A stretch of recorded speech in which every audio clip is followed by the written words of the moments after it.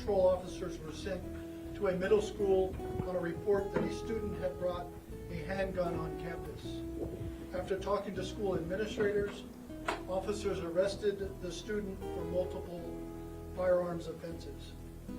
I cannot overemphasize how extremely lucky and how grateful we are that no students or staff members were injured today. This investigation continues. Because the case involves a juvenile, we are limited in what information we can release, and no details will be released at this time.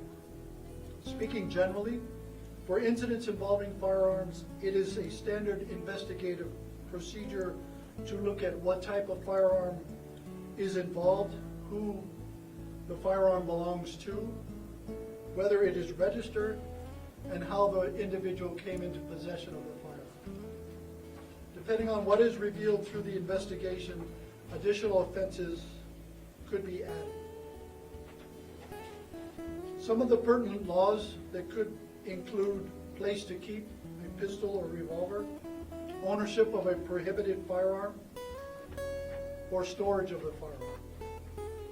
We are taking this opportunity to remind all gun owners and anyone who has a firearm in their home to take the necessary steps to ensure that all guns are stored safely and are not accessible to those who should not have access to them, including minors. If someone had gotten hurt or worse this morning, we would be having a very different conference today. At this time, I'll take your questions. Can you elaborate what type of gun this is? The firearm that was used is a handgun.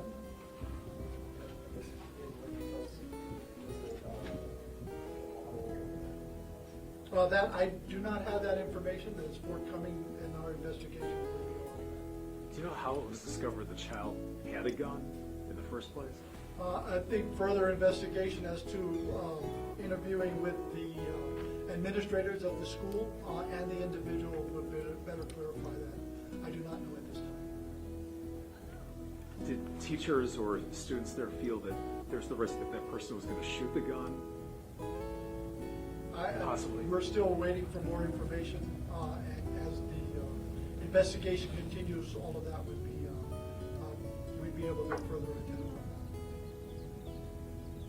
If you look at a case where the owner of the gun, assuming that it's involved in the house with the parents, can they also be charged for something like this? So storage of firearm, the proper storage of a firearm could be an offense that whoever owns the firearm would be subject to if it was just left in the house and not properly stored in a locked device. You know, this week there's been two, I guess, multiple incidents of teens with handguns. One that went on how we were out there over the weekend. I guess how are these teens getting a hold of firearms? And is this a certain trend? We've had overall crime is down in Honolulu. However, and firearms related crimes is also down. But one of the things we have noticed is there has been an increase in juvenile uses of firearms. But that doesn't necessarily mean that juveniles are carrying firearms to commit crimes. What it also could mean is now that school is back in session and we have juveniles or individuals threatening schools, whether online through social media, and that threat indicates some kind of firearm or weapon, then it would also be classified in the same aspect. How juveniles are coming into possession of firearms is something that through the investigation will lead to.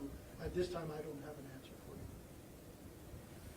I guess it's a message out there, because are teens being more, I don't know, careless, or do they not see the consequences of having like a firearm on them, like how serious this is?